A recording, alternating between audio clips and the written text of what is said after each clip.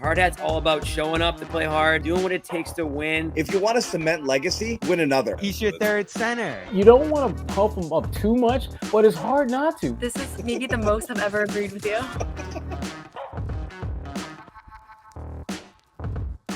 Hey, Buddy Manning here, Noah Dalzell alongside from Celtics practice ahead of Celtics Pistons on Wednesday. And we're going to talk about the Celtics offense, which has still been among the top 10 in the league. Doing it a different way this year, still a lot of threes, but they have risen to the top of the league in terms of mid-rangers per game.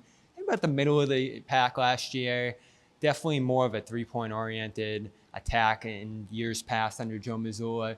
This year, they're embracing the mid-ranger, and it has actually led to some extraordinary results. I think they're top 10 in efficiency from there. That's led to their overall efficiency because they haven't shot well from three, haven't gotten to the free throw line a ton. They don't shoot at the basket much. So weird to say, given how analytically oriented this team's been under Brad and Joe, but they're embracing the mid-ranger and actually utilizing it to be successful this year.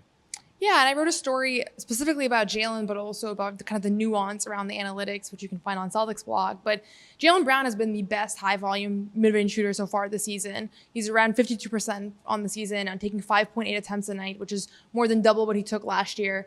It's been a couple years since he's been even this efficient. The last few years he was a little bit down in that regard, but it was also a shot that he talked about that he was kind of discouraged by, and here's what he had to say when I first asked him about this a couple weeks back. John, for a long time, people have been kind of moving away from the mid-range shot, kind of looking at the analytics, and this year you've been like the most efficient mid-range scorer in the league. How much pride do you take in like keeping that to be a part of your shot profile, even when a lot of people have kind of moved away from it? Yeah, the league has changed a lot. I think that's always been my game and my shot, but like depending on what type of system that we run, like over time those shots have been like discouraged a lot. So this year we got to take whatever shot we can get, right? You know what I mean? Like, so I think everybody's encouraging me to more be myself, but in the past, those shots have been discouraged more. So what did you take from that? Yeah, I think there's a lot there. I think for one, you look at the numbers and it's like a 33% shooter from the three-point line it's the same as a 50% shooter from mid-range. Like you're going to get the same expected value on that shot, right? So there are not a lot of examples of somebody, in fact, there are no examples right now of a player who shoots above 50% from mid-range, but below 33% from three. There's no high volume players that are kind of fit that shot profile. Even Jaylen is shooting still, I think 34, 35% from three on the season. So by that, you look at that and it's like, okay, you should really not be taking the mid-range shot if you're just purely looking at the numbers. But obviously there's always more to the analytics and it's never as simple as just, the numbers say only take threes because they're worth 1.5 times more points. Like if it was that simple, nobody would ever take any other shot, right?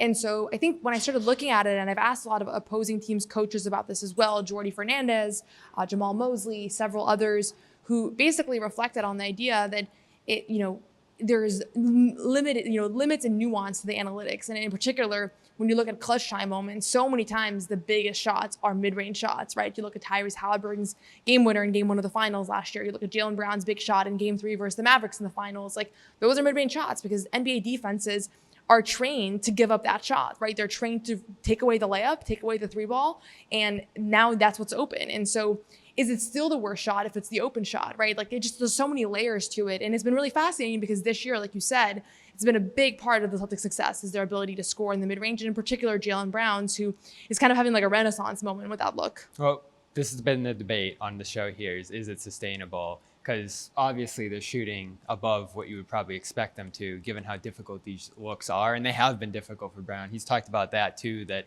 scoring's harder this year. He's had to put more effort into generating those shots. You can see it with how Pritchard has gotten to his mid-range or short mid-range more often area on the floor. It's a lot of physical contact. It's a lot of dribbling. It's a lot of exertion of energy to create your look from there. And they've done a great job of it so far. They have players who are adept at it. And Joe has mentioned that too, that we're playing to the strengths of the roster. We're even trying to put in different things into the offense to try to create those looks. So they've been pretty intentional about the fact that that's a good shot for them. And I think that would surprise a lot of people. But there's a reason teams shoot more threes. This team has shot more threes than mid-rangers in the past, is that, as you mentioned, it's more valuable. It's probably easier to be efficient from out there than it is from the mid-range. And so we're going to figure out over the next 20 games here after these first 20, is this team elite from that area, and can they have a top 10 offense from that area, or are they going to come back to earth for a little bit from there? And that's probably what I would lean toward happening, just given how amazing it's been, in particular for Pritchard and Jaylen. The show, as always, is brought to you by our pals over at Prize Picks. You got to love yourself some Prize Picks here. And again, doesn't matter what season you're in, basketball, football, hockey, it's all good. Just play Prize Picks right now. #1 daily fantasy sports app in all of North America. Pick more, pick less. That easy. Download the app, code CLNS, get 50 in your lineups when you play your first $5 lineup. Once again, download that Prize Picks app, code CLNS, to get 50 in your lineups after you play your first $5 lineups. Yeah, and it's interesting. So the NBA defines the mid-range officially as the area between the paint and the three-point line. Pritchard's been good from there. He's been 45% in that range. He's been much better from the non-restricted paint area. So his quintessential shot right now is actually not technically counted as a mid-range. If you look at that zone of the court, he's shooting 71% from that area. So that's been ridiculous. I don't count that. I think it's the same thing. Yeah, I think you can look at it, but it's technically not the mid-range. And in my story, I really specifically looked at outside of the paint, because the long twos, I think, is what people have qualms with. Yeah. I think everybody kind of likes the turnaround, 5 feet from the basket. That's a different shot profile, right? And they don't take a lot of long twos. No, but that's what Jaylen's been elite at this year. He's been elite outside of the paint, more so than the non-restricted I'd say paint from the area. elbow area. He's not by the 3-point line. But if you look at the right, but it's a little bit out of the paint. And so inevitably, I don't think he's going to finish the year shooting as well as he has so far, the same way that Sam Hauser's 3 ball is going to go up. There's going to be some regression to the mean, both positive and negative.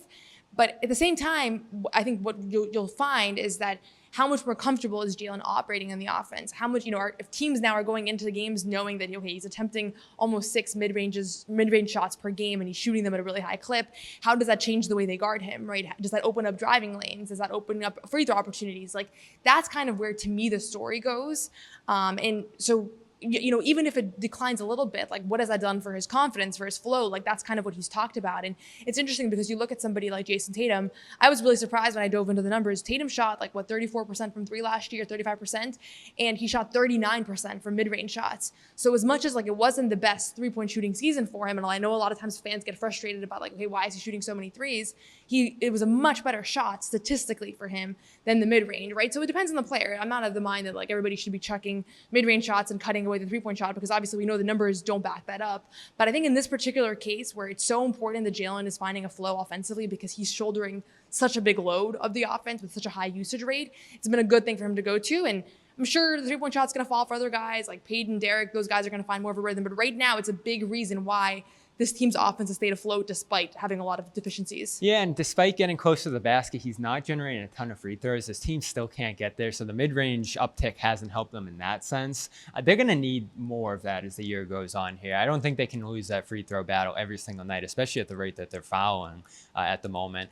Do want to see a little more cutting. Do want to see a little more pace, because they have the threes right now. The mid-range is a nice layer to that in terms of diversifying the offense. But when you look at all the other areas, especially now that Cato's not going to be there for post-ups and rolls, they're putting a lot on shooting right now from the mid-range and from 3, where they've gotten better, since that bottom 5 start, but they're still lagging behind in that area. And outside of Brown and Pritchard, we've talked about with White, he's struggling from there too in that in-between area, even though he's trying to get his floater off and get close to the basket and all that. So as Joe says, just because they're closer doesn't mean it's easier. But for a couple of guys on this roster, it does look that way. And we'll see how this offense continues to evolve. I have to imagine that we're going to see some new wrinkles by the time the year ends. For sure, and I think that things ebb and flow. Defenses will, maybe now the mid-range won't be as available because teams are seeing the way that it's helping Jaylen and kind of this team get going. So everything's going to change, but it is interesting to see that even a shot that has died down so much over the last 30 years, you look like MJ attempted 1,200 mid-range shots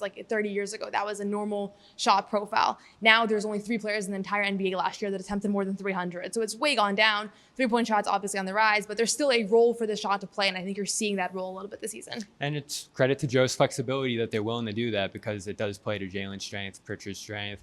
We'll see how sustainable the offense is. Will this team finish top 10 in offense this year as they have so far? We'll continue to track that over the next 20 games. Let us know what you think below. And, of course, check out Noah's article over on CelticsBlog.com. on the mid-range here. And follow along with our coverage from Celtics Pistons on Wednesday, 5 o'clock tip-off, end of this homestand. We'll have a post-game show right after as usual. And this has been a practice edition of the Garden Report.